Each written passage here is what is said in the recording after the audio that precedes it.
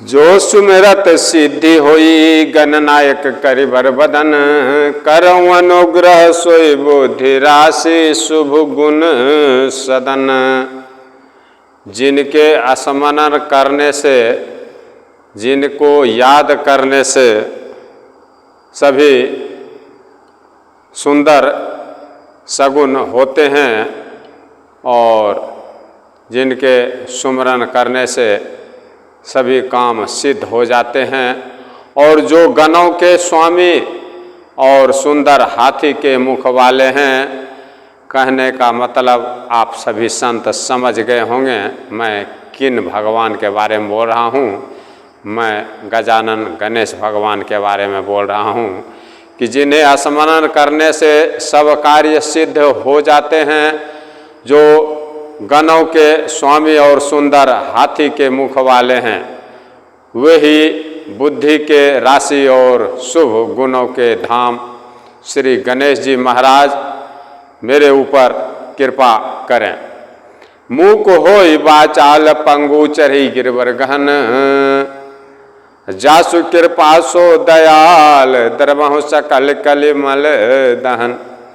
जिनकी कृपा से गूंगा बहुत बोलने वाला हो जाता है और लंगड़ा लूल्हा दुर्गम पहाड़ पर चढ़ जाता है।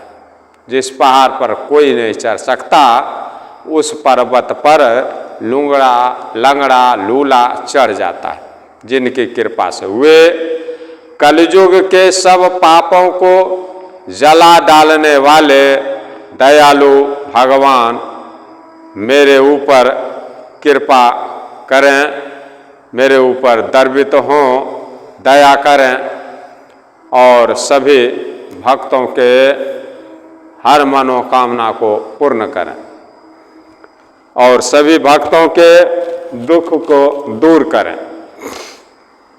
मैं अब आप लोगों को जनकपुर ले चलता हूँ, जहाँ परशुराम जी लक्ष्मीपति विष्णु भगवान के धनुष को श्री रामचंद्र जी को दे रहे हैं कि इसे खींचिए और जिससे कि मेरा संदेह मिट जाए। और जैसे ही परशुराम जी श्री रामचंद्र जी को धनुष दे रहे हैं तो धनुष खूब खुद अपने आप स्वयं श्री रामचंद्र जी के पास चले जाते हैं। तब परशुराम जी को समझ में आ गया और परशुराम जी बोल रहे हैं, जय रघुवंश बनज बन भानु, गहन दनुज कुल दहन किरसानु। परशुराम जी अब समझ गए कि ये कौन है। तब बोल रहे हैं परशुराम जी, हे रघुकुल रूपी कमल के सूरज, रघुकुल रूपी खानदान को खिलाने वाले सूरज और राक्षस रूपी वन के जलाने वाले अग्नि, और आपकी जय हो हे देवता, संत और सज्जन, गाय सभी का रक्षा करने वाले आपकी जय हो। परशुराम जी को अब दिमाग खुल गया, अब समझ में आ गया परशुराम जी को कि ये कौन हैं। अभी तक परशुराम जी समझ नहीं पा रहे थे कि ये कौन है। श्री रामचंद्र जी के बारे में उनको पता नहीं था, इसीलिए उल्टा पुल्टा बोले जा रहे थे लक्ष्मण जी के बारे में। और परशुराम जी रुक ही नहीं रहे थे, बोलने से चूक नहीं रहे थे। अब जय सुर विप्र धेनु हितकारी, जय मद मोह को भ्रमहार। बोल रहे हैं, जय हो संत सज्जन, गाय देवी देवता की रक्षा करने वाले और घमंडियों के घमंड को तोड़ने वाले, राक्षसों को नष्ट करने वाले और सभी के मद मोह घमंड को हर लेने वाले, आपकी जय हो। विनयशील करुणा गुण सागर, जयति बचन रचनायति नागर। सेवक सुखद सुभग सब अंगा, जय शरीर छवि कोटि अनंगा। परशुराम जी श्री रामचंद्र जी की जय हो कह रहे हैं। उनके प्रभाव को जान गए और भगवान को अब परशुराम जी पहचान ही लिए। कह रहे हैं भगवान जी है विनयशील, कृपा आदि गुणों के समुद्र और वचनों की रचना में अत्यंत चतुर, वाणी बोलने में अति चतुर श्री रामचंद्र जी के बारे में, प्रभु श्री राम के बारे में बोल रहे हैं। आपकी जय हो। हे देवताओं को सुख देने वाले, देवता गण को सुख देने वाले और राक्षसों का नाश करने वाले, सब अंगों में सुंदरता है आपके और शरीर में करोड़ों कामदेवों की छवि धारण करने वाले प्रभु श्री रामचंद्र जी, आपकी जय हो। करो काह मुख एक प्रशंसा, जय महेश मन मानस हंसा। मैं एक मुख से आपकी क्या प्रशंसा करूं। हे महादेव जी के मन रूपी मानसरोवर के हंस, आपकी जय हो। मैंने अनजान में आपको बहुत से अनुचित वचन कहे, अनुचित बहुत कहो अज्ञाता। क्षमा हो क्षमा मंदिर दो भ्राता। अब परशुराम जी बुरी तरह से पछता रहे हैं और श्री रामचंद्र जी से कह रहे हैं कि मैंने अनजाने में, अज्ञानता में आपको बहुत सारे वचन कहे। हे क्षमा के मंदिर, आप दोनों भाई राम और लक्ष्मण मुझे क्षमा कीजिए। अब मैंने जो भी आप दोनों भाई को उल्टा सीधा बोला, क्रूर वचन, जो भी मैं घमंड से बोला, उसको आप क्षमा करें, क्योंकि आप क्षमा के मंदिर हैं।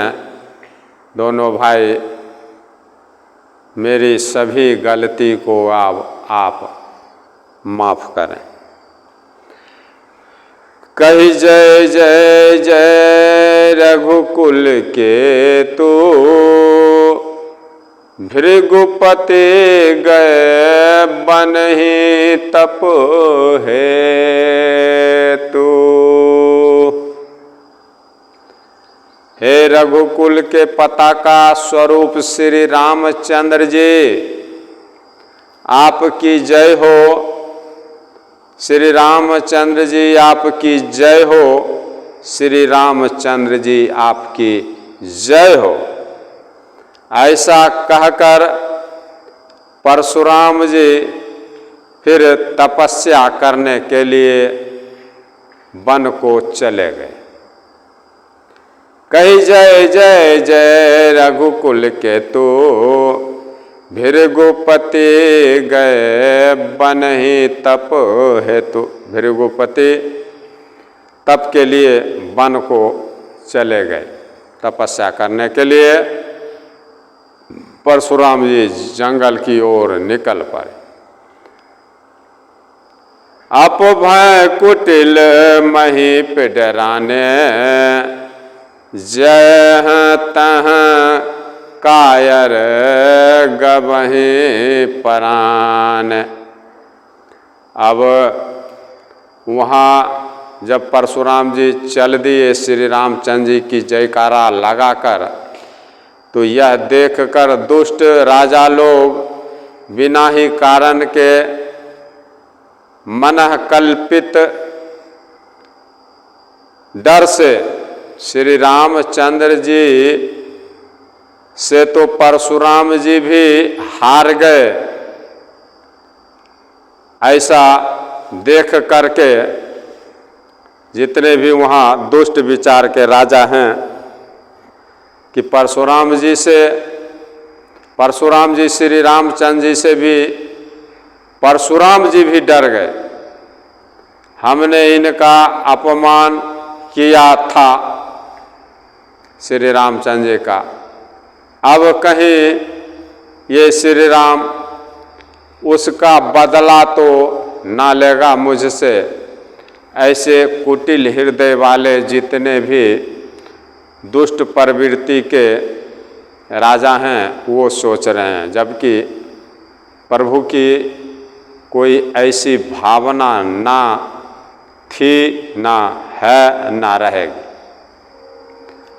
और डर रहे हैं। वे कायर चुपके से जहाँ तहाँ भाग गए इस बात से डर के कि परशुराम जी भी जिनके डर से चले गए, अब हम लोगों ने जो कुछ उल्टा पुल्टा श्री राम जी के बारे में बोले हैं, कहीं उसका बदला तो नहीं लेंगे प्रभु। इस कारण से वे कायर राजागण चुपके से जहाँ तहाँ भाग चले। देवन दीन दुदुम्बि प्रभो पर बरसाहि फूल, हर से पुर नर नारी सब मिटी मोह मै सूल। अब देवताओं ने नगाड़े बजाए, देवतागण नगाड़ा बजा रहे हैं, खुशी का माहौल है, और देवतागण प्रभु के ऊपर फूल का बारिश कर रहे हैं। जनकपुर के स्त्री पुरुष सब आनंदित हैं, हर्षित हैं, उनका मोहमय अज्ञान से उत्पन्न शूल सब दुख मिट गया। अति गह गह बाजने बाजे, सबहि मनोहर मंगल साज। अब खूब जोर से बाजे बज रहे हैं जनकपुर में, और सभी ने सुंदर मंगल साज पहन रखा है। जितने भी जनकपुर वासी हैं, सुंदर मुख और सुंदर आँखों वाली तथा कोयल के समान मधुर बोलने वाली स्त्रियां झुंड की झुंड मिलकर सुंदर गीत गा रहे हैं। जूथ जूथ मिले सुमुखी सुनैनी, करहि गान कल कोकिल बयान।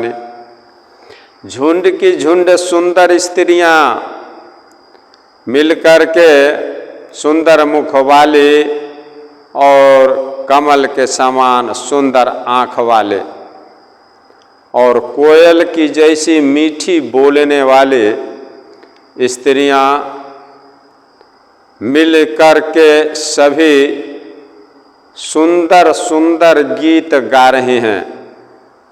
आनंद का माहौल हो रखा है।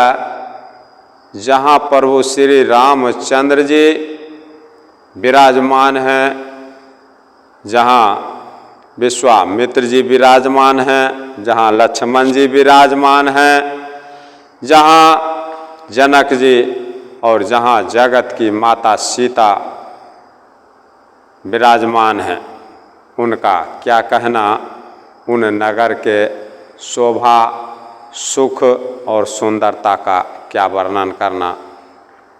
अभी बहुत खुशी का माहौल है। सभी सखियां सुंदर गीत गा रही हैं, कोयल के जैसी मीठी आवाज़ में सुंदर गीत हो रहा है। सुख विदेह कर बरनी न जाए, जन्म दरिद्र मानहु निधि पाए। अब जनक जी के सुख का वर्णन नहीं किया जा सकता है। मानो जन्म का दरिद्री धन का खजाना पा गया। जन्म जन्म का जो दरिद्र हो उनको धन का खजाना, कुबेर का भंडार मिल गया हो। इस प्रकार विदेह जनक जी माता सीता के पिताजी के सुख का वर्णन नहीं किया जा सकता। इस प्रकार की खुशी उनके अंदर है।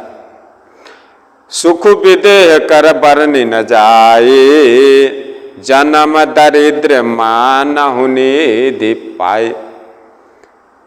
जनक जी के सुख और प्रसन्नता का वर्णन नहीं किया जा सकता है। यहाँ तुलसीदास जी कह रहे हैं कि जनक जी के सुख, मन में कितना खुशी हुआ, कितना आनंदित हैं, उसका वर्णन नहीं किया जा सकता। सुख विदेह कर बरनी न जाए। विदेह मतलब जनक जी के सुख का वर्णन नहीं किया जा सकता है। जन्म दरिद्र मनहु निधि पाए। जिस प्रकार से जन्म जन्म का दरिद्र जो हो उसको खजाना मिल गया हो, धन का समुद्र मिल गया हो, कुबेर का भंडार मिल गया। विगत त्रास भई सिय सुखारे, जनु विदु उदय चकोर कुमार। अब माता सीता जी के बारे में आप लोग सुने। माता सीता जी का भय चला गया। परशुराम जी के जाने से माता सीता जी का भी डर चला गया। माता सीता ऐसी सुखी हुई हैं जैसे चंद्रमा के उदय होने से चकोर की कन्या सुखी संपन्न प्रसन्न हो जाती है। उसी प्रकार से माता सीता भी प्रसन्न हैं। माता सीता किस प्रकार से प्रसन्न हैं? विगत त्रास भैसिय सुखारे, जनु विधु उदय चकोर कुमारी। जिस प्रकार से चंद्रमा के उदय होने से चकोर की कन्या प्रसन्न हो जाती हैं, उसी प्रकार से माता सीता भी यहाँ बिल्कुल प्रसन्न है। अब माता सीता के मन में कोई डर भय नहीं है। अब इनका मनोकामना बिल्कुल पूर्ण हो गया है। जनक किन कौशिक ही प्रणामा, प्रभु प्रसाद जनु भांजे ओ रामा। जनक जी ने विश्वामित्र जी को प्रणाम किया। जनक जी महाराज माता सीता के पिताजी महाराज विश्वामित्र जी को प्रणाम कर रहे हैं और कह रहे हैं कि प्रभु ही की कृपा से श्री रामचंद्र जी ने धनुष को तोड़ा। प्रभु प्रसाद धनु भांजे ओ रामा, जनक किन्ह कौशिक ही प्रणाम। जनक जी विश्वामित्र जी को प्रणाम कर रहे हैं। जनक किन्ह कौशिक ही प्रणाम, प्रभु प्रसाद धनु भांजे ओ राम।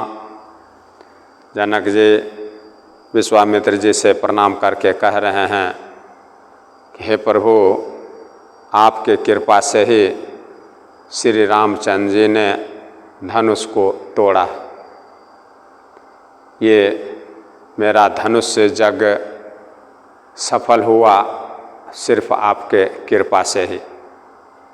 आप इसी प्रकार से सभी भक्तों पर कृपा बनाए रखें, सभी भक्तों के कष्ट को हर लें, सभी भक्तों के मनोकामना को पूर्ण करें। जय जय श्री राम, जय जय श्री राम, जय जय श्री राम।